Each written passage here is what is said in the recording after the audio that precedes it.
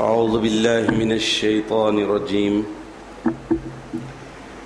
بسم الله الرحمن الرحيم. الحمد لله رب العالمين، وهو أرحم الراحمين، والعاقبة للمتقين، والصلاة والسلام على خاتم الأنبياء والمرسلين رحمة للعالمين محمدا المصطفى، ثم الصلاة والسلام على خاتم الأولياء الكاملين والسيد المهتدين محمدا المهدي الموعود المجتبى، ثم الصلاة والرضوان على آلهم الطاهرين وأصحابهم الراشدين أجمعين من يومنا هذا إلى يوم الدين. أما بعد، فقال الله سبحانه وتعالى في القرآن المجيد والفرقان الحميد: فأعوذ بالله من الشيطان الرجيم، بسم الله الرحمن الرحيم. إنا أنزلناه في ليلة القدر، وما أدراك ما ليلة القدر. ليلة القدر خير من 1000 شهر إلى آخره. صدق اللہ العظیم. سورہ قدر آیت 1 تا 3.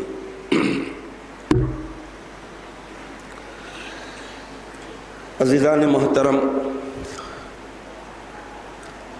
رمضان المبارک کا مقدس مہینہ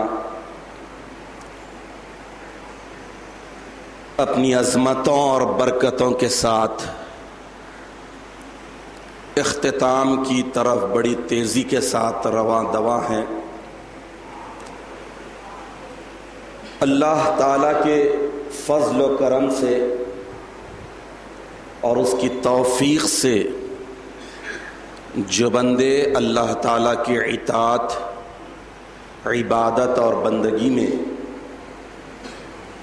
اس ماہ مقدس کو گزارتے ہیں، وہ خوش نصیب ہیں. اللہ تعالیٰ کی رحمت، شفقت اور مغفرت کے حقدار بن جاتے ہیں، اور اللہ تعالیٰ کی دی ہوئی یہ زندگی اور اس زندگی کے امور کو اللہ کی منشا اور مرضی کے مطابق گزار کر کوشش اور خواہش یہ ہوتی ہے کہ اللہ کسی بھی حال راضی اور خوش ہو جائے. عزیزان محترم، حضرت سلمان فارسی رضی اللہ تعالیٰ عنہ سے جو حدیث شریف مروی ہے، جو شعبان المعظم کے آخر میں اللہ کے رسول صلی اللہ تعالیٰ علیہ وسلم نے ایک عظیم الشان خطبے میں ماہ رمضان المبارک کی فضیلتوں، برکتوں، عبادتوں اور ان کے اجر و ثواب کو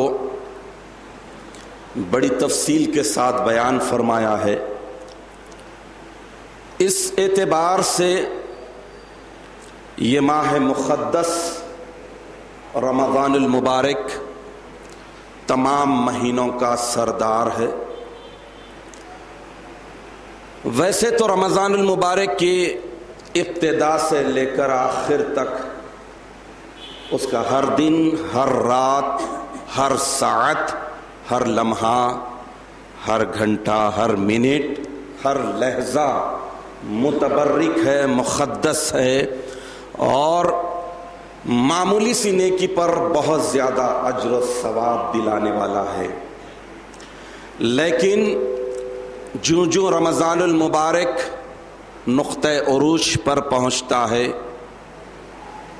ویسے ویسے اللہ تعالیٰ کی رحمت جوش میں آ جاتی ہے، اللہ تعالیٰ کی عطا و بخشش انسانوں پر بہت زیادہ ہونے لگ جاتی ہے، اور اس کے بعد اللہ تعالیٰ اپنی عطا و بخشش کے انتہا کو پہنچ جاتے ہیں اور ایک ہی رات کی مختصر ترین عبادت میں اللہ تعالیٰ اتنا اجر و ثواب عطا کر دیتے ہیں کہ خود موسیٰ علیہ الصلوۃ والتسلیم تمنا کرتے ہیں، خواہش کرتے ہیں کہ اے الہ العالمین مجھے اس امت میں بھی جا جس کو تو نے یہ فضیلت عطا کی ہے۔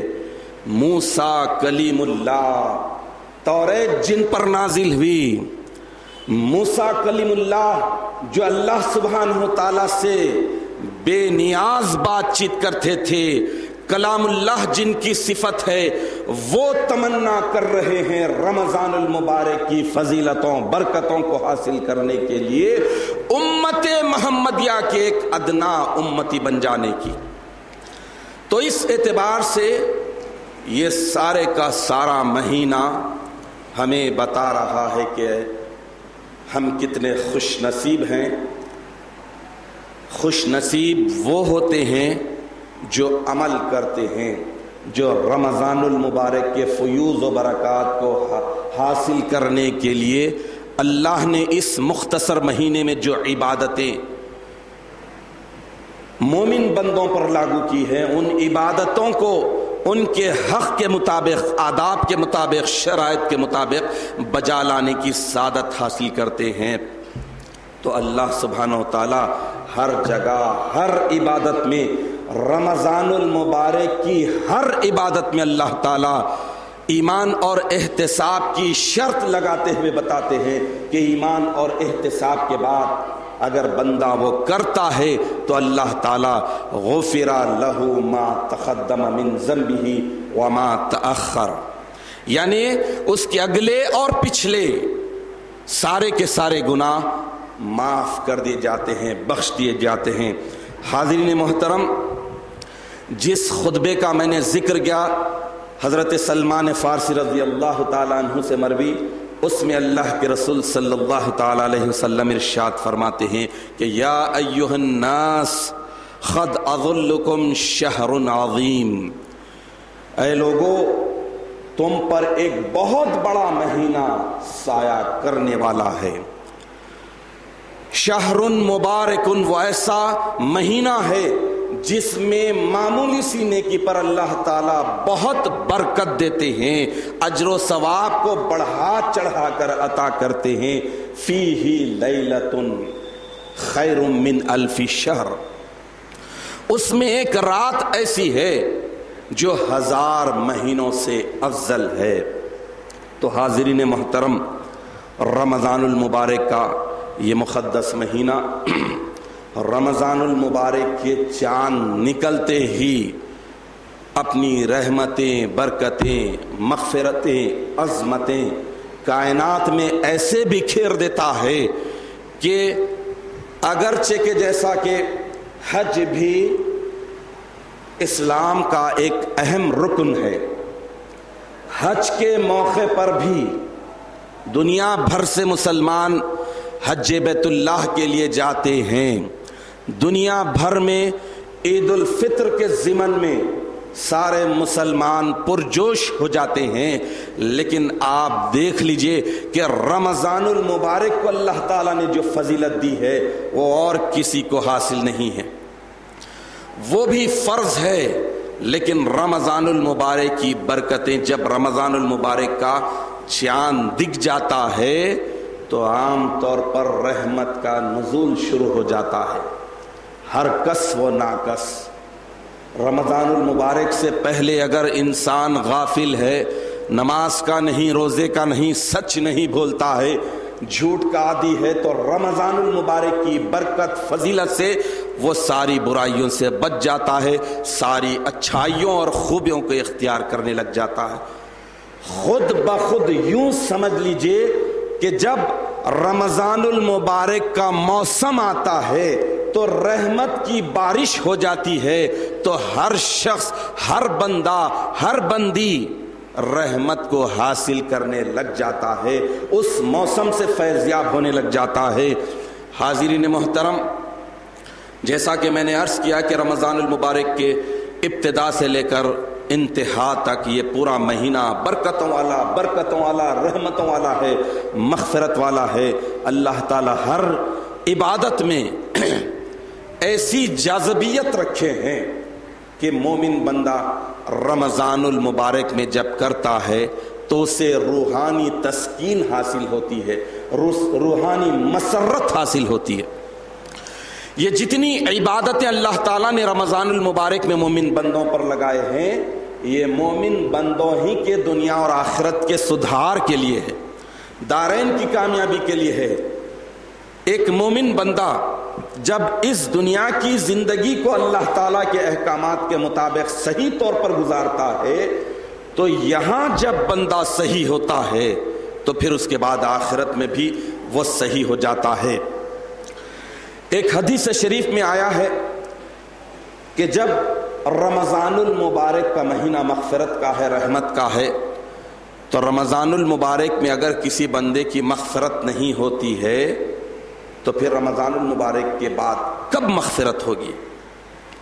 اور رمضان المبارک کے تعلق سے ایک اور مشہور حدیث شریف اللہ کے رسول صلی اللہ تعالی علیہ وسلم ارشاد فرماتے ہیں کہ لو یعلم العباد ما فی رمضان لتمنت امتی ان تکون السنۃ کلھا رمضان، یعنی اگر لوگ جان جائیں، لوگوں کو علم ہو جائے اگر کہ رمضان المبارک میں اللہ تعالیٰ نے کیا کیا فضیلتیں، برکتیں، رحمتیں، مغفرتیں مومن بندوں کے لیے کن عبادتوں کے ضمن میں مقدر کر دی ہیں، اگر یہ بندے جان جائیں تو میری امت یہ تمنا کرے گی کہ رمضان المبارک کے بعد بھی پورے کا پورا سال، مکمل سال رمضان کی طرح گزارے۔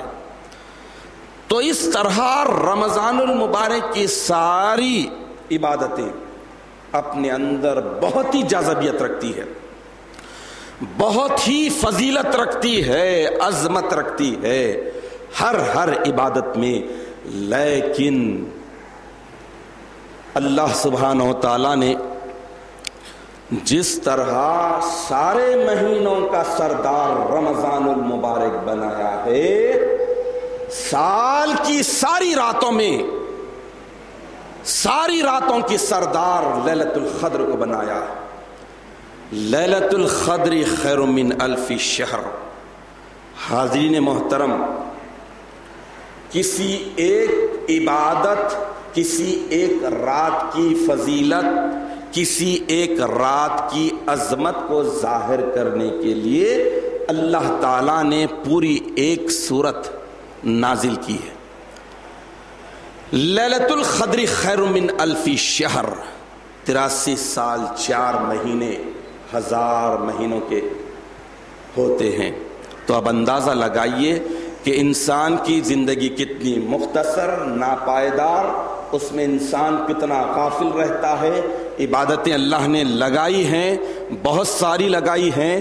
حدیث شریف میں آیا ہے کہ الانفاس معدودۃ، انسان کی سانسیں گنی ہوئی ہے، کاؤنٹ کی ہوئی ہے، اللہ تعالیٰ کے پاس شمار کی ہوئی ہے کہ کون سا انسان، مرد یا عورت، مومن یا کافر، کتنی لیتا ہے، کتنی مرتبہ زندگی میں لیتا ہے۔ ایک دن میں ایک انسان ہزاروں مرتبہ لیتا ہے، تو اس کی عمر بھر میں کتنی مرتبہ لے گا؟ کروڑ مرتبہ. الانفاس معدودۃ، سانسیں گنی ہوئی ہے. وکل نفس یخرج بغیر ذکر اللہ فہو میت، اور جو سانس اللہ کے ذکر کے بغیر، اللہ کی یاد کے بغیر نکلتی ہے وہ مردہ ہے. تو اب اس اعتبار سے دیکھ لیجئے کہ انسان کی سانسیں کتنی ہیں، انسان کتنی سانسوں کی حفاظت کرتا ہے، یاد الہی میں مصروف رہتا ہے. اللہ نے بہرحال انسانوں کے فائدے کے لیے ہی عبادتوں کے اجر و ثواب کو بڑھا دیا. انسان کی زندگی مختصر زندگی میں عبادتوں میں لاپرواہی، غفلت، اس پر اللہ تعالی رمضان المبارک عطا کرتے ہیں کہ اس مختصر مہینے میں عبادتیں بجا لا لو. ایک نیکی کر لو، کئی گنا اجر و ثواب، 70 سے لے کر 700 گنا تک. ایک فرض ادا کر لو، 70 فرائض کا اجر و ثواب. یہی بات، یہی خوبی، یہی اجر و ثواب رمضان المبارک کے علاوہ نہیں ملے گا، نہیں ملے گا. رمضان المبارک میں ملتا ہے. اب اس اعتبار سے دیکھ لیجئے کہ ایک شخص کی زندگی 50 60 70 80 90 100 سنچری سے زیادہ کیا جائے گا. اب اس کے بعد بہت ساری زندگی، ابتدان تو بچہ کہلاتا ہے، لڑکپن میں کھیل کود میں نکال دیتا ہے، پھر ایجوکیشن کا زمانہ آتا ہے. پڑھتے ہی اگر اچھا پڑھ رہا ہے، اچھی تعلیم ہے، تو تعلیم کے دوران ہی اسکالرشپ مل جاتی ہے. پھر تعلیم کے دوران ہی جاب کے آفرز آنے لگ جاتے ہیں. تعلیم ادھر ختم ہوئی، جاب شروع ہو گیا. جاب شروع ہوا تو فوری رشتہ آیا، رشتہ ہوا تو شادی ہوئی، شادی ہوئی تو بچے ہوئے، بچے ہوئے تو زندگی کو اسٹرگل کرنے میں لگ گیا. اس کے بعد یہ ہوا، ہوش کب آ رہا ہے؟ ریٹائرمنٹ کے بعد، جب انسان خود سلامت نہیں رہتا، شیخ فیض کی کمان بن جاتا ہے، ڈھلنے لگ جاتا ہے، ہاتھ پیر جواب دینے لگ جاتے ہیں، ہڈیاں بوسیدہ ہو جاتی ہیں. اور اگر بہت زیادہ کھانے لگ گیا تو sugar, B P, heart trouble, یہ ساری بیماریاں لگ جاتی ہے. اب اس کے بعد کیا کرے گا؟ لیکن اللہ بڑا مہربان ہے، اللہ بڑا بادشاہ ہے، احکم الحاکمین ہے، ارحم الراحمین ہے، اکرم الاکرمین ہے. بندوں کو دیکھتا ہے، بندوں کی کمزوریوں کو، خامیوں کو جانتا ہے. اس لیے اللہ رب العالمین نے بندوں کو بتا دیا کہ تم یہ سب اگر میرے احکامات کی تابع داری میں، میرے احکامات اور میرے رولز اور ریگولیشنز کے حساب میں کر رہے ہو، جاب بھی، ایجوکیشن بھی، اسٹرگل بھی، یہ ساری چیزیں اگر میری احکامات اور میری تابع داری کے ساتھ کر رہے ہیں، نماز وقت پر پڑھی تو کوئی مشکل نہیں، وقت پر تم کھانا کھاتے ہو، وقت پر سوتے ہو، وقت پر جاگتے ہو، وقت پر جاب کو جاتے ہو، سب چیز وقت پر کرنے کے عادی ہو. لیکن میری عبادتیں اگر وقت پر نہیں کرتے ہو تو پھر یہ وقت کے ساتھ غداری ہے، وقت کے ساتھ غفلت ہے. لیکن پھر بھی اللہ تعالیٰ چانس پر چانس دیتے ہیں، موقع پر موقع دیتے ہیں.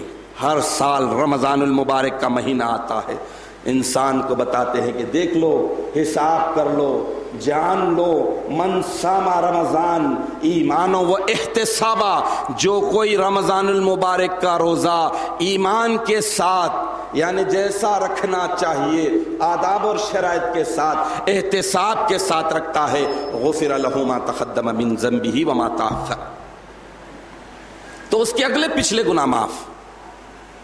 لیکن شرط یہ ہے کہ ہم صحیح طور پر کیلکولیٹ کریں، صحیح طور پر جائزہ لیں، صحیح طور پر تجزیہ کرتے ہوئے کہ ماضی میں کیا خرابی ہوئی، کیا مسٹیکس ہوئے، کون سے گناہ کیے، وقت کتنا برباد کیا، عبادتوں سے کتنے لاپرواہ رہے.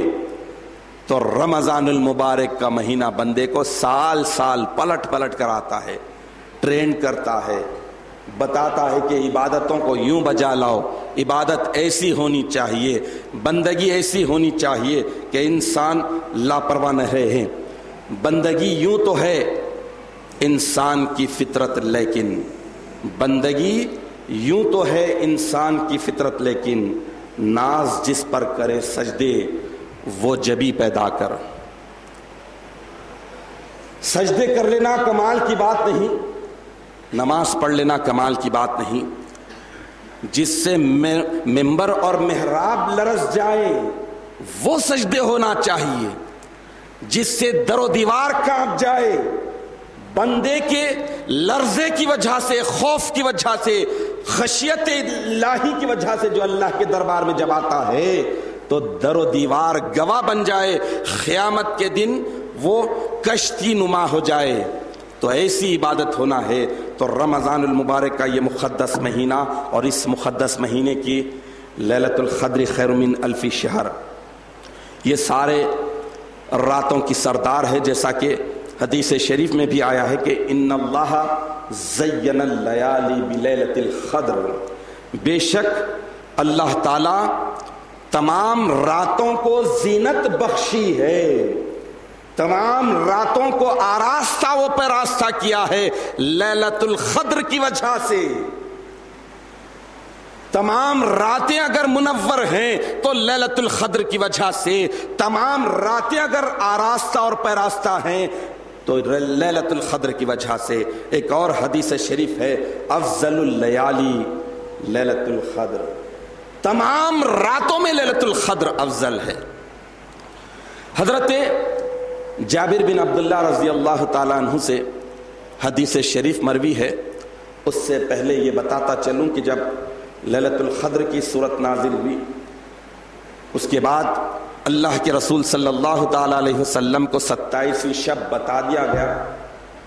آپ اس کے اظہار کے لیے باہر آ رہے تھے، دو مسلمان آپس میں جھگڑنے لگے۔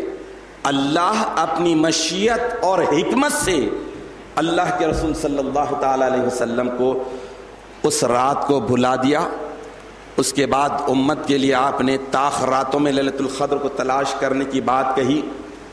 حضور اکرم صلی اللہ تعالیٰ علیہ وسلم کے بعد بہت سارے صحابہ، خلفاء، اور اس کے بعد محدثین، مفسرین، فقہائے، ائمہ، وہ سارے لوگ 27ویں شب کو اپنے اپنے انداز میں قطعیت کے ساتھ بتا دیا کہ لیلۃ القدر نہ 21 کو ہے، نہ 23 کو ہے، نہ 25 کو ہے، نہ 29 کو، بلکہ صرف اور صرف 27ویں شب کو ہے۔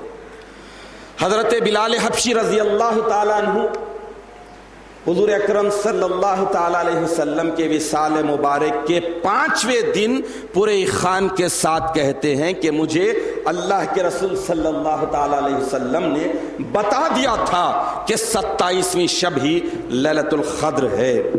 حضرت عبداللہ ابن عباس رضی اللہ تعالیٰ عنہ کا شمار محدثین کے ائمہ میں ہوتا ہے، ممتاز صحابی ہیں۔ آپ بھی پورے وثوق کے ساتھ، یقین کے ساتھ 27ویں شب کو لیلۃ القدر کہتے ہیں۔ ابی بن کعب صحابی رضی اللہ تعالیٰ عنہ بھی 27ویں شب کو لیلۃ القدر کہتے ہیں۔ حضرت شیخ عبد القادر جیلانی رحمۃ اللہ علیہ بہت بڑے ولی اللہ گزرے ہیں، وہ بھی 27ویں شب کو یقین کے ساتھ لیلۃ القدر کہتے ہیں۔ امام اعظم ابو حنیفہ رحمۃ اللہ علیہ فقہ کے بہت بڑے امام، جنہیں امام اعظم کہا جاتا ہے، جن کا اصل نام بہت سارے لوگ ناواقف ہیں، نعمان بن ثابت۔ نعمان بن ثابت جن کا نام ہے، لیکن وہ لقب سے اور کنیت سے مشہور ہو گئے، اور جن کے فالوورز دنیا میں سب سے زیادہ ہیں۔ امام اعظم ابو حنیفہ رحمۃ اللہ علیہ بھی 27ویں شب کو لیلۃ القدر پورے یقین کے ساتھ کہتے ہیں۔ 23 تاخرات نہیں، 21، 23، 25، 29 نہیں، 27ویں تاریخ۔ تو یہ عبد العزیز محدث دہلوی، یہ امامنا مہدی موعود علیہ الصلوۃ والتسلیم کے بہت بعد کے ہیں، دہلی کے رہنے والے بڑے محدث گزرے ہیں، لیکن یہ بھی 27ویں شب کو یقین کے ساتھ لیلۃ القدر کہتے ہیں۔ ہمیں یہ بتانا اس لیے ضروری ہے کہ صرف ہمارا ایمان استوار ہو، مستحکم ہو، لیکن ہم جس ہستی کو، جس ذات کو مہدی آخر الزمان، بلکہ ہم نہیں، ہمارے اجداد نے پوری تفتیش کے ساتھ، پوری تحقیق کے ساتھ دور دراز مقامات سے آ کر ہر انداز سے جان لیا اور مان لیا کہ سید محمد جیون پوری ابن سید عبداللہ علیہ الصلوات والتحیات کی ذات اقدس ہی مہدی آخر الزمان ہے۔ تو اس ذات پر جب ایمان لا لیا تو ذات کی ہر بات پر ایمان ہونا بھی یہ لوازمات سے ہے، فرائض سے ہے۔ تو الغرض کہا کے مقام پر مہدی موعود برحق علیہ الصلوۃ والتسلیم اپنے وصال مبارک سے 2 سال قبل، جب 27ویں شب کو رمضان المبارک کا مہینہ تھا، اللہ تعالیٰ نے آپ کو نیند سے بیدار کرایا، واقف کرایا کہ 27ویں شب ہی لیلۃ القدر ہے۔ مہدی موعود برحق علیہ الصلوۃ والتسلیم سے پہلے کے بہت سارے بزرگان دین کے جو اقوال 27ویں شب کو یقین کے ساتھ لیلۃ القدر ماننے کے ہیں، ان تمام حضرات کرام 27ویں شب کو ہی لیلۃ القدر مان کر لیلۃ القدر کی عبادتیں بجا لاتے رہے ہیں۔ تو مہدی موعود برحق علیہ الصلوۃ والتسلیم کے طفیل اور صدقے میں ہمیں 550 سال سے یہ عظیم نعمت ملی ہے، اور مہدی موعود برحق علیہ الصلوۃ والتسلیم اپنی حیات پاک میں 2 مرتبہ لیلۃ القدر پڑھے ہیں، ایک کہا میں اور دوسرا فرا مبارک میں۔ 27ویں شب اپنی امامت میں مہدی موعود علیہ الصلوۃ والتسلیم لیلۃ القدر کی 2 رکعت پڑھے ہیں۔ یہ ایسا عظیم عطیہ تھا، ایسی بڑی دولت اور نعمت تھی کہ اس کا خلیفۃ اللہ ہونے کی وجہ سے آپ نے شکرانہ بجا لایا۔ یہ امت پر فرض ہے، اور 550 سال سے بلا چوں چرا ہم سر تسلیم خم کرتے ہوئے پڑھتے آئے ہیں۔ اب حالیہ عرصے میں 15-20 سال میں لوگ آج سے پہلے ان پاکان خدا کی اقتداء میں جو اللہ کو دیکھنے اور دکھانے والے تھے، بغیر کسی شک اور شبہ کے ادا کرتے تھے۔ آج لوگ پروفیشنل جلسی کہہ لیجئے کہ جو نماز وہ خود نہیں پڑھ رہے ہیں، جو لوگ پورے ایمان اور ایمان کے ساتھ پڑھ رہے ہیں، انہیں بھٹکانے کے لیے فیس بک پر، یوٹیوب پر اور پمفلیٹ لے کر، اور اس شب کو جاگ کر عبادت سے بے بہرا رہ کر، طاغوت کے ایجنٹس بن کر، شیاطین کے ایجنٹس بن کر گلی کوچوں میں ٹھہر کر مومنین اور مومنات کو گمراہ کرنے کی کوشش کر رہے ہیں۔ تو ہمیں ان چیزوں پر کان نہیں دھرنا چاہیے۔ ہم جس ذات پر ایمان لائے ہیں اس ذات پر قربان جائے ہماری 7 پیڑھیاں کہ اللہ کے فضل و کرم سے ہمیں وہ دولت ملی ہے، جس دولت کو آج حرمین شریفین میں جہاں کے علماء ایمان کے ساتھ نہیں جانتے، ایمان کے ساتھ نہیں مانتے، لیکن آج لیلۃ القدر کا بڑا اجتماع، حج سے بڑا اجتماع وہاں پر ہو رہا ہے، لیکن ہم تو ایمان کے ساتھ مانتے ہیں، ایمان کے ساتھ جانتے ہیں۔ اس وقت کی 2 رکعت نماز پڑھتے ہیں۔ اللہ کے رسول ارشاد فرماتے ہیں کہ لیلۃ القدر کی تھوڑی سی عبادت، مختصر ترین عبادت، اتنی مختصر عبادت کہ جتنی دیر میں بکری کا دودھ نچوڑا جاتا ہے، مجھے عمر بھر کے روزوں سے زیادہ عزیز، محبوب، مرغوب ہے۔ یہ کون فرما رہے ہیں؟ اللہ کے رسول لیلۃ القدر کی عبادت فرما رہے ہیں۔ مطلب یہ کہ لیلۃ القدر میں عبادت کرنا ہے۔ 2 رکعت کا مذاق اڑایا جاتا ہے۔ میں مذاق اڑانے والوں سے سوال کرتا ہوں، عید کی کتنی رکعت ہے؟ جمعے کی کتنی رکعت ہے؟ عید الضحیٰ کی کتنی رکعت ہے؟ بتاؤ تو صحیح۔ 4 رکعت ظہر کی نماز کو گھٹا کر 2 کر دیا جاتا ہے۔ اب آپ بتائیے کہ لیلۃ القدر خیر من الف شہر میں 2 رکعت نہیں تو اور کتنے پڑھیں؟ چھٹی نماز کا الزام لگایا جاتا ہے۔ ارے بدبختو، نماز وہ ہوتی ہوتی ہے جو دن بھر میں پڑھی جاتی ہے، وہ نماز نہیں چھٹی ہو سکتی جو سال میں ایک ہوتی ہے۔ تو اس اعتبار سے دیکھ لو کہ کون سی نماز چھٹی ہوئی۔ تمہارے حساب سے دگانے کی نماز چھٹی، تو ہمارے حساب سے ہم سوال کرتے ہیں تراویح کی نماز 7ویں، عید الفطر کی نماز 8ویں، عید الضحیٰ کی نماز 9ویں، نماز جنازہ 10ویں، اور کتنے ایسے نمازاں ہیں، وتر کی نماز 11ویں، کہاں ہے بتاؤ؟ لوگ سوال کر رہے ہیں، معمولی بچے جنہیں علم نہیں وہ سوالات میں ڈال دیے گئے ہیں۔ شیطان تو ہر حال میں ہر رنگ میں سزا دیتا ہے، شیطان تو ہر حال میں ہر رنگ میں سزا دیتا ہے۔ جو احمق گناہ کر نہیں سکتا اسے بے روح نمازوں میں لگا دیتا ہے۔ صلاۃ التسبیح کے نام پر نمازیں پڑھیں، مجھے بتا دو، میں چیلنج کرتا ہوں دنیا کے سامنے کہ کسی بھی ولی اللہ نے، خلیفۃ اللہ کی بات نہیں، کسی بھی ولی اللہ نے نماز تہجد کو جماعت کے ساتھ پڑھا ہے یا پڑھنے کو جائز قرار دیا ہے؟ آج وہ کون سی نماز رہی بڑے اہتمام کے ساتھ پڑھی جا رہی ہے حرمین میں بھی؟ آج مہدویوں کا صدقہ کہہ لیجئے کہ دگانے کی نماز کا مذاق اڑانے والے آج لیلۃ القدر کی فضیلت اور برکت کی وجہ سے اخبارات سپلیمنٹ نکال رہے ہیں، T V channels special programme جاری کر رہے ہیں، حرمین شریفین اسلام کے مراکز کہنے والے وہاں پر علل اعلان لیلۃ القدر کا اعلان کیا جا رہا ہے۔ آج کی شب لیلۃ القدر ہے، تو اس اعتبار سے ہمیں تو بہت ہی پرسکون رہنا چاہیے، ہمیں تو پرسکون رہنا چاہیے، شکر بجا لانا چاہیے کہ محنت ہمیں کرنی نہیں پڑی، دوسروں کی کاپی کرنے کی ضرورت نہیں پڑی، ہمیں تو بانی مذہب کا صدقہ ہے کہ ان کے طفیل میں، ان کے صدقے میں ہمیں یہ دولت ملی ہے۔ خیر من الف شہر، 550 سال سے وہ لوگ بجا لا رہے ہیں جو مجتہد گروہ تھے، وہ لوگ بجا لا رہے ہیں جو اللہ کو دیکھنے اور دکھانے والے تھے، ان کے طفیل میں ہمیں ملی ہے ایسی نماز جس کے تعلق سے اگر وہی لوگ خوش نصیب ہوتے ہیں جو اس نماز کو پورے ایقان کے ساتھ، ایمان کے ساتھ بجا لاتے ہیں۔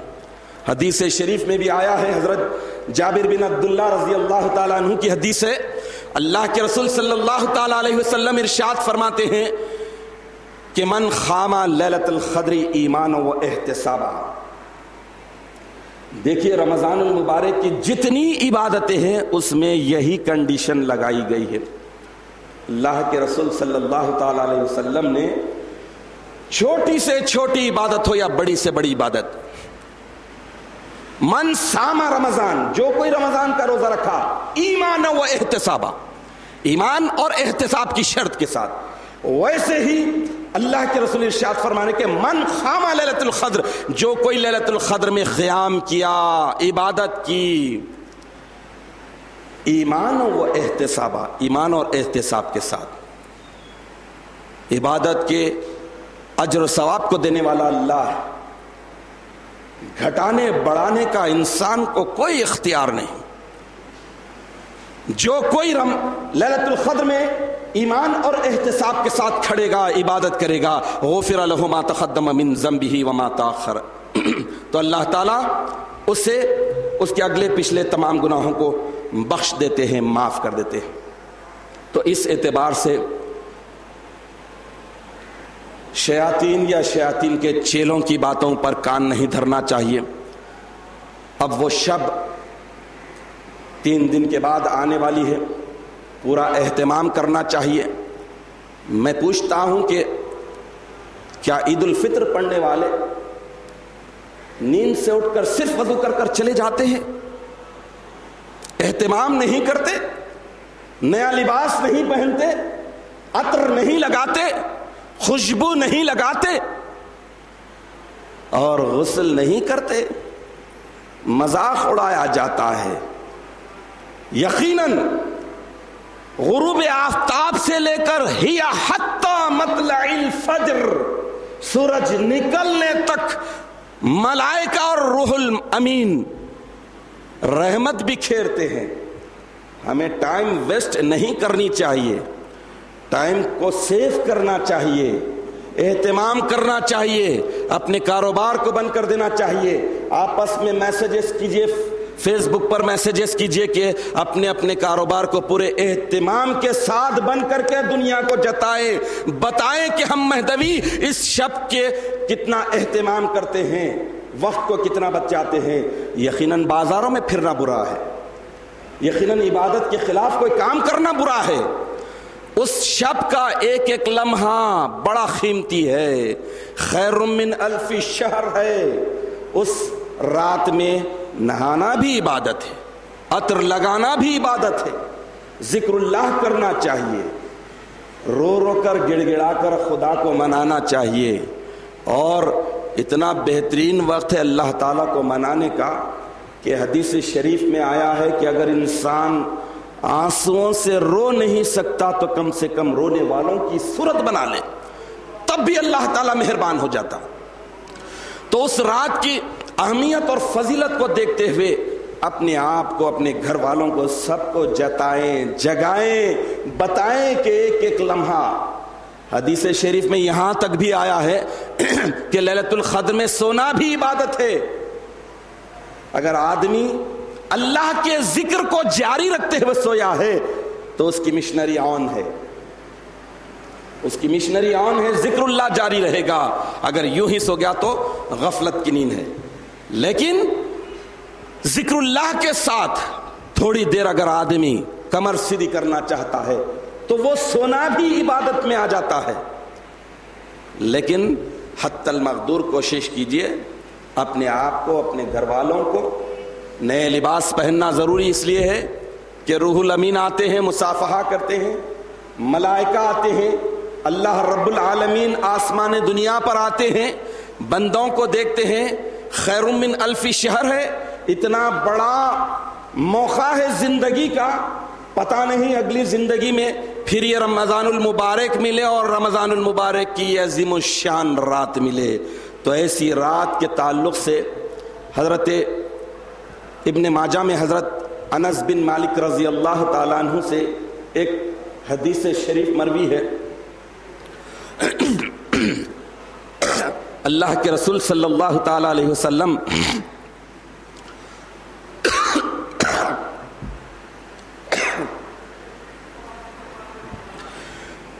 ارشاد فرماتے ہیں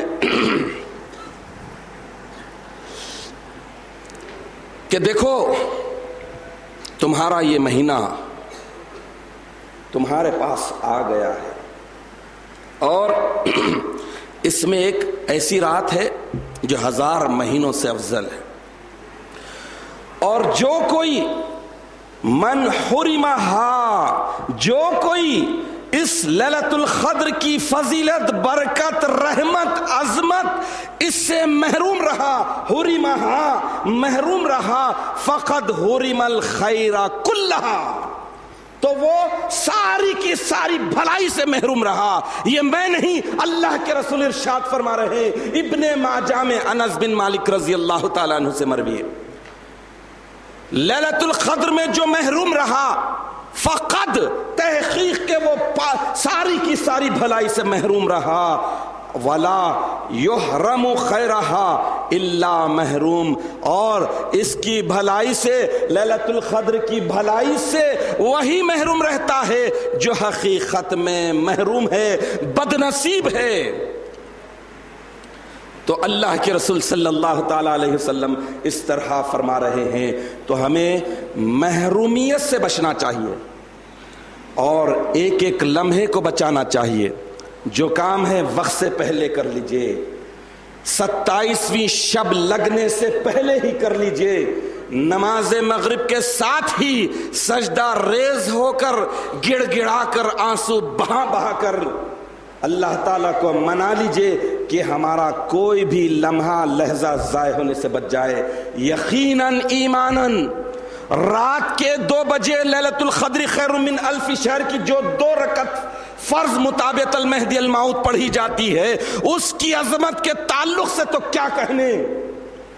لیکن ہمارا سارا مغرب کے بعد سے لے کر فجر کی ادائی اور فجر کی ادائی کے بعد ذکر، اور کوشش یہ کیجئے کہ اگر موسم صاف رہا تو سورج نکلتا سورج کو دیکھیے اور اللہ سے دعا کریے کہ یہ جو سورج کی روشن کرنیں ہم پر پڑ رہی ہیں، ایسے ہی ہدایت کی روشن کی کرنیں ہماری زندگی پر، ہمارے اہل و عیال کی زندگی پر، ہماری سوسائٹی کی زندگیوں پر پڑ جائے.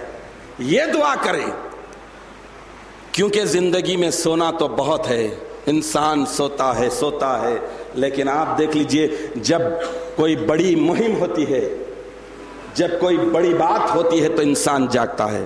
فار ایگزامپل گھر میں شادی بیاہ کا موقع ہے، کتنی خرافات نہیں ہو رہی ہیں.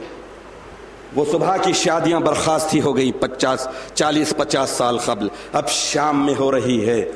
بعد نماز عشاء نکاح کا وقت دیا جاتا ہے، مطلب یہ کہ قبل فجر،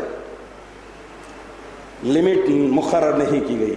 بعد عشاء یعنی قبل فجر. جب دل میں آیا 11 بجے دلہے صاحب تشریف لا رہے ہیں، 11 بجے بارات کے ساتھ آ رہے ہیں، ہو رہا ہے. اس کے بعد جلوہ کا وقت، رسومات اور بلا کی مصروفیتیں، یہ سب ہوتی ہیں. انسان صبح صادق تک، سورج نکلنے تک فریش رہتا ہے.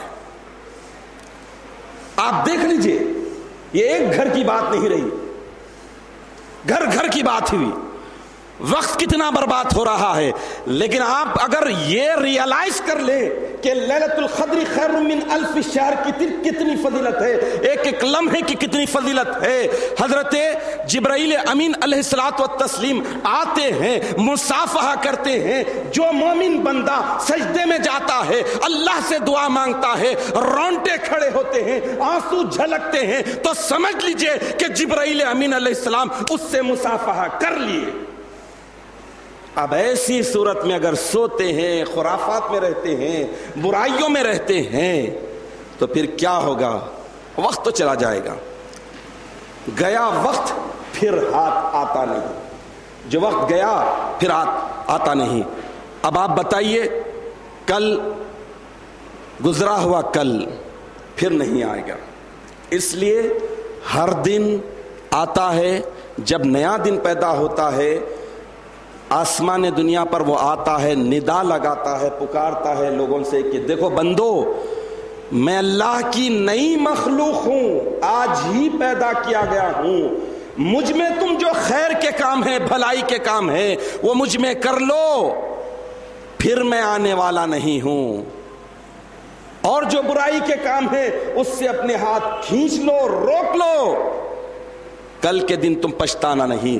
پھر اس کے بعد رات بھی آتی ہے، رات بھی یہی ندا کرتی ہے.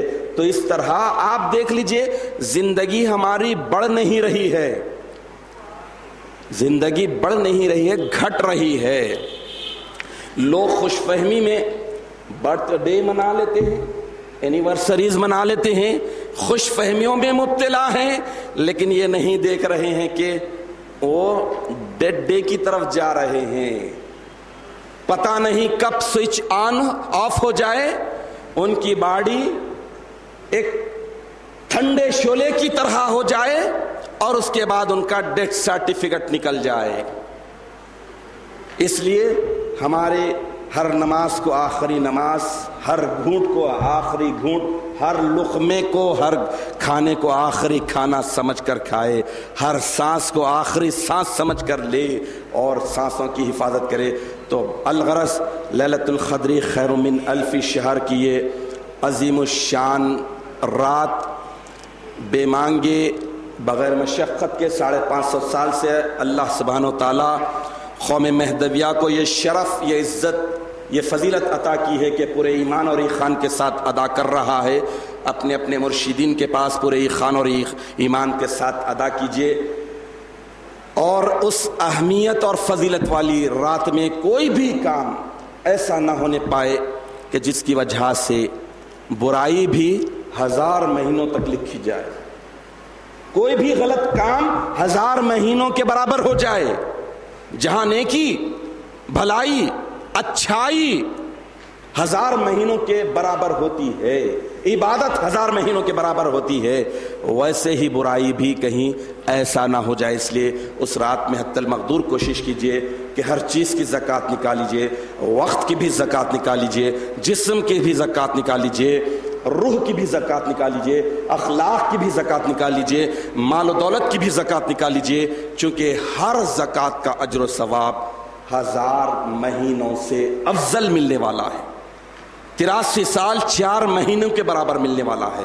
تو اس اعتبار سے آپ یہ دیکھیے کہ ہر چھوٹی سے چھوٹی نیکی کا اجر و ثواب 1000 مہینوں سے افضل ملنے والا ہے۔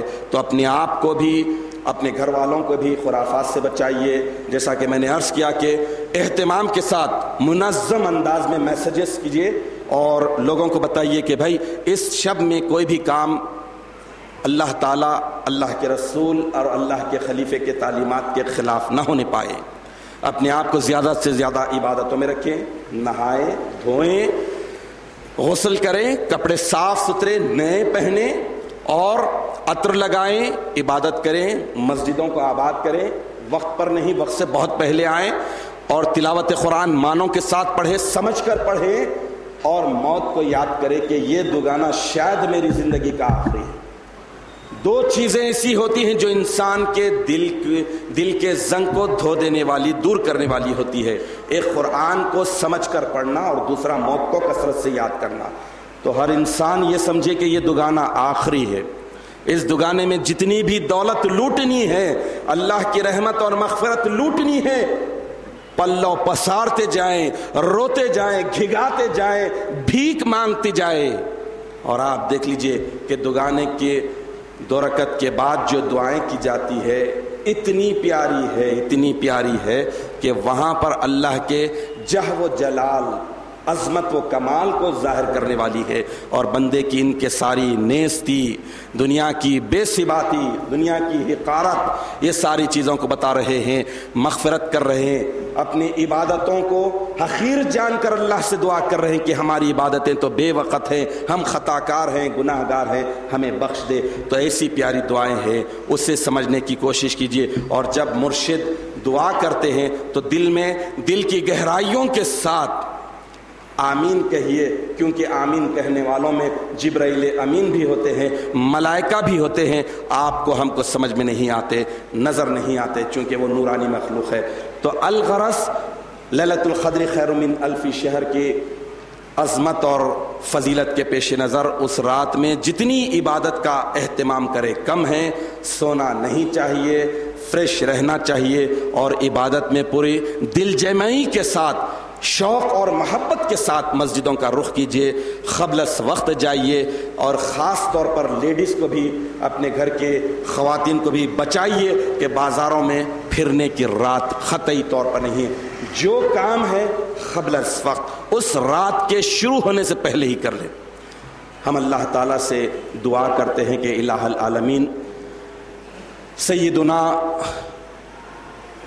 و معودنا میرا سید محمد جیون پوری مہدی موعود برحق علیہ الصلاۃ والتسلیم کے طفیل اور صدقے میں ہمیں جو شب پورے خان اور ایمان کے ساتھ ملی ہے، اس شب کی عبادت کو کما حقہ بجا لانے کی توفیق عطا فرما، اور ہمیں اس شب کے ایک ایک لمحے اور لحظے کو بچا کر خشیت اور خوف کے ساتھ، شوق کے ساتھ تیری عبادتوں میں صرف کرنے کی ہمیں توفیق عطا فرما، ہمارے سارے ماحول کو نورانی بنا دے، ہمارے گھرانے والوں کو بخش دے، معاف فرما دے، ہمارے گھرانے والوں کو بھی تو مسکینوں میں شمار کر، ہمارا جینا بھی مسکینوں کی طرح ہو اور ہمارا مرنا بھی مسکینوں کی طرح ہو، اور ہم مرنے کے بعد مسکینوں میں اٹھائے جائیں، یہی ہماری عین تمنا اور دعا ہے۔ آمین یا رب العالمین، وآخر دعوانا ان الحمد للہ رب العالمین۔